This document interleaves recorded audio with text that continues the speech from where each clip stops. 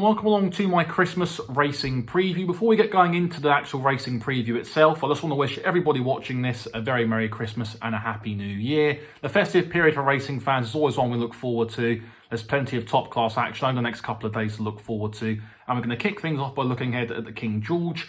It's perhaps not the most classiest of renewals we've had in recent years, but it's definitely a good, competitive, intriguing one. And we'll start things off by talking about current 15-to-8 favourite L'Homme Presse. Last time out at Newcastle in the rehearsal chase off a marker 164, carrying 12 stone, he was very impressive, giving a good beating to the young progressive handicapper Into Overdrive. Into Overdrive himself, I think, has got a cracking chance in the Royal America at Wetherby on the same day. So that's a very interesting piece of form for people who are fans of L'Homme Presse. I can't see the argument people are making that he won't like Kempton. He won around Sandown last season as a novice very comfortably, and Sandown, in my opinion, is a very similar track. Speedy track, you've got to be a good jump around there, you've got to have a bit of speed too. L'Homme Presse does have all those attributes, so I can't really see that argument of that he won't take to Kempton. The ground conditions will be in his favour, and he's going to be very hard to beat. He was fantastic at Cheltenham in the Brown Advisory. I'll draw a line for that run at Aintree, though. You can tend to find that at the back end of a long season, for many of the horses on the go throughout the winter, Aintree can be a step too far. That was the case as well for Edwardstone after winning the Arkle. He did find Gentleman to Me and that race at Aintree a step too far for him as well. But L'Homme Presse is the one to beat here. If he goes on to win this quite comfortably, you could definitely earmark him as a Cheltenham Gold Cup contender. I think he's already, in my opinion. But if he wins this on the way to going on to March, he will definitely be fancied for that as well. Charlie Deutsch in the plate. He had a fantastic season so far. One of my favourite jockeys already to watch over a fence. He's fantastic, very nice and quiet on a horse. Look, L'Homme Presse is the one to beat here. Brave Man's Game, again, comes into this race after a very impressive win at Wetherby in the Charlie Hall. And similar to L'Homme Presse, I didn't quite understand why people were knocking that performance, really. I thought it was very impressive. Paul Nicholls was quite clear that he had the horse fired up for that race. He travelled very nicely, typically jumped very well. He's always been a fantastic jumper over a fence as Brave Man's Game. So neat, so nimble, so quick through the air. And it was a very nice performance. My slight concern with Brave Man's Game is that it doesn't always find too much for pressure. And he didn't exactly pull away from his rivals in the Charlie Hall last time out. Although he was a Courtauld style novice chase winner last season, beating Ahoy Senor, who comes into the race too. But I can't really see Ahoy Senor featuring too much in this race. They've opted to go away from the Royal America on Boxing Day in favour of this.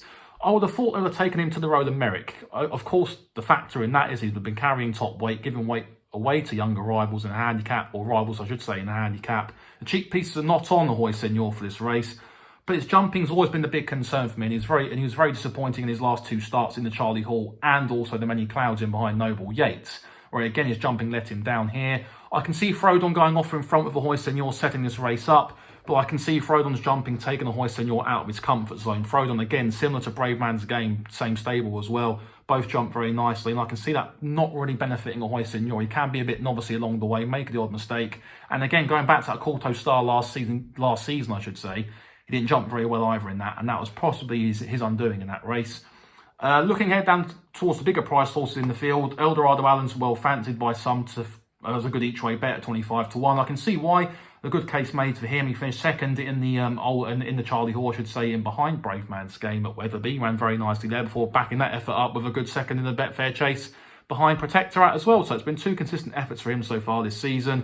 I can see him dropping out and picking up the pieces later on if there's a good pace to aim at. He'll definitely be there or thereabouts towards the end of the race.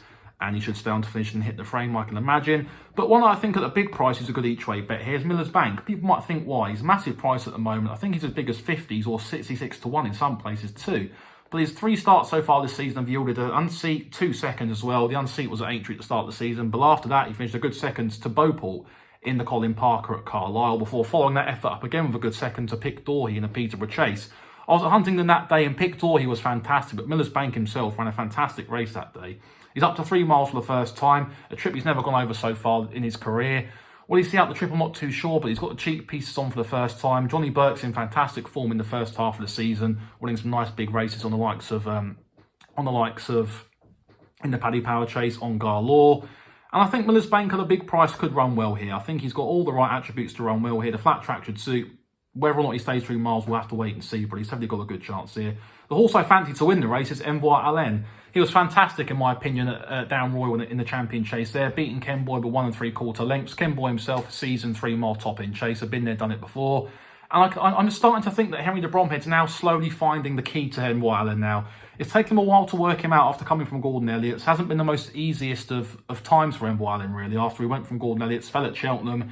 And it's been a bit of a a slow road back to what we all expected a couple of years ago in his novice hurdle days, when he was tipped to be the second coming really after winning his novice hurdle at the Cheltenham Festival in March of 2020.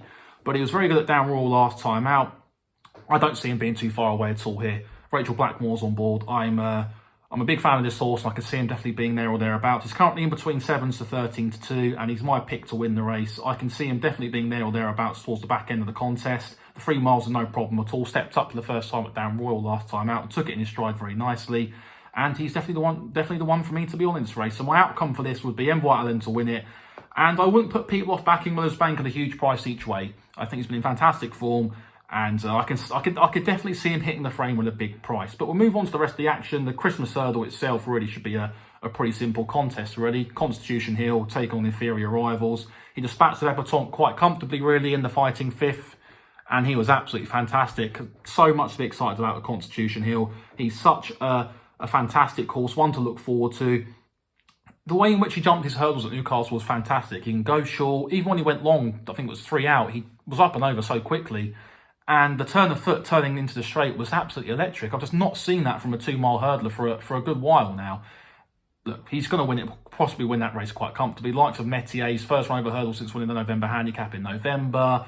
So Raw's possibly now, his powers are possibly on the way now as well. He's going to be 11 in the new year as well. I can't see him really featuring. And Epatante, well, he beat Epatante quite comfortably last time out, the Constitution Hill as well. So I can't really see that race being too much of a contest. I can see why people are making the case to run Constitution Hill in the Betfair hurdle in between now and Cheltenham, but I think Nicky's going to put him away between now and Cheltenham. But Nicky's not afraid to run one in that race if he feels like it's going to benefit them. He did the same with My 10 Tour Yours when he come second in his first champion hurdle a couple of years ago. He won the Betfair hurdle off 11 stone 3 that year with the likes of Petit Robin in there, and also the former champion hurdler of yesteryear, 2009 Punjabi. So Nicky's not afraid to run a horse in the Betfair hurdle, but I just think he's possibly a bit wary to protect Constitution Hill. As being a stable star, you want to try and look after them.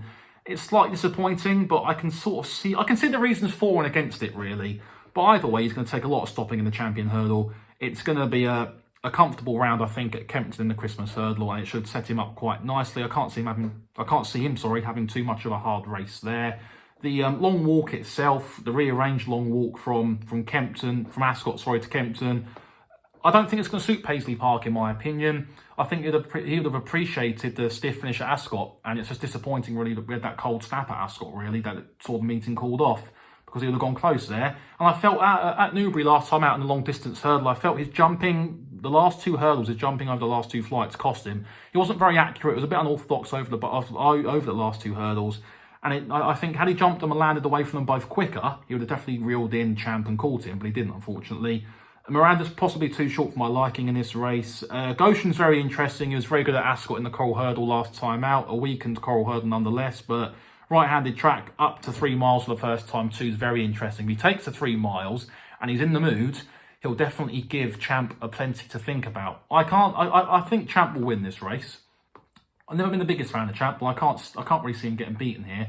And it should be a good step towards the Stayers Hurdle in March. Looking ahead to the rest of the racing itself over the Christmas period, I did like the Galloping Bear in the Welsh National. I felt he was very good in the Grand National trial towards the winter of last season and bottomless ground at Haydock when he beat and gave a good beating to Bristol de May. But we did find out after the race, or in the last couple of weeks anyway, that the Galloping Bear was carrying a prohibited substance in his system. So he got disqualified from that race, which was a big shame, because the one thing I like about him is he sees out his races very well, he travels very nicely, he jumps very well too, which is all the attributes you need to get around Chepstow.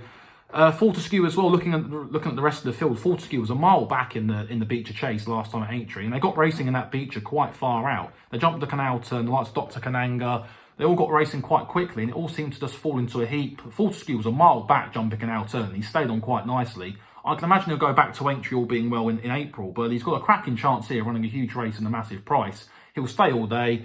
His jumping can be a bit skew if at times. He did unseat in that Aintree National in April. I think it was after the canal turn second time I think he came down, or it was somewhere on that second circuit he got rid of Hugh Nugent.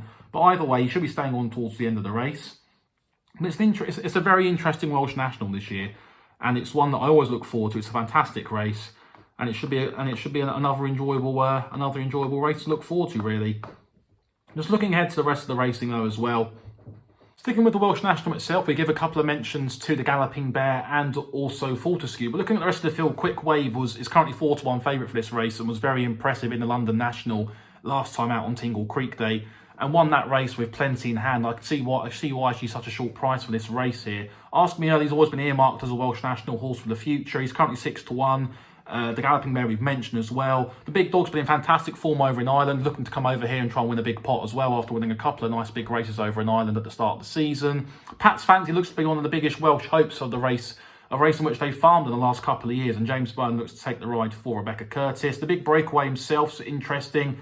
He ran that race at Haydock last time out in 2 parts already. The first circuit wasn't very good really, and he sort of warmed to the task as the race progressed and was in the end unlucky not to win. I thought it was a fantastic ride by Brendan Powell that day. His jumping can let him down at times. He doesn't always travel too well. That'd be my only concern with backing the Big Breakaway. Look, he'll stay and he'll clearly see out the trip quite well, I'd like to think, but I just can't really see him featuring here in my opinion. His second circuit was fantastic at Haydock last time, but that first circuit is my slight concern here. Lord of Manil will love the conditions as he always does. He's been running quite well so far this season. Was very good at Bangor, a nice reappearance run at Bangor a couple of starts ago, ridden by Paul O'Brien. There's a horse right down at the bottom of the betting I've been very intrigued by, and it's Grumpy Charlie. He's a horse who chased home Brave Man's Game over fences last season as a novice, and he's coming into handicap company and staying extreme trips for the first time. He's won at Chepstow before, and I think Chepstow form's always good. So it's an interesting horse here, trained by Chris Honor. Look, if he stays the trip, he might just be one who could sneak a place at a big price here, but he's definitely a horse who brings in lots of nice form from last season, and he's currently 40-1 at the moment. He could be a nice each-way bet. I'm sure the bookies will pay out nice places on that, but he's definitely one who I think can feature at a big price here. But that is my Christmas racing preview wrapped up for you guys. If you did enjoy it, hit the like button as well. That'd be greatly appreciated. And also any comments about who you're backing over the Christmas period would be welcomed as well. Lots of good debate, of course. It should be a fantastic couple of days coming up. Lots of good talking points, lots of good racing to look forward to.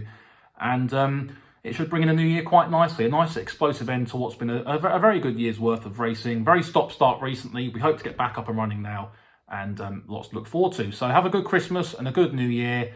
And we'll be back racing in the new year. Take care, guys.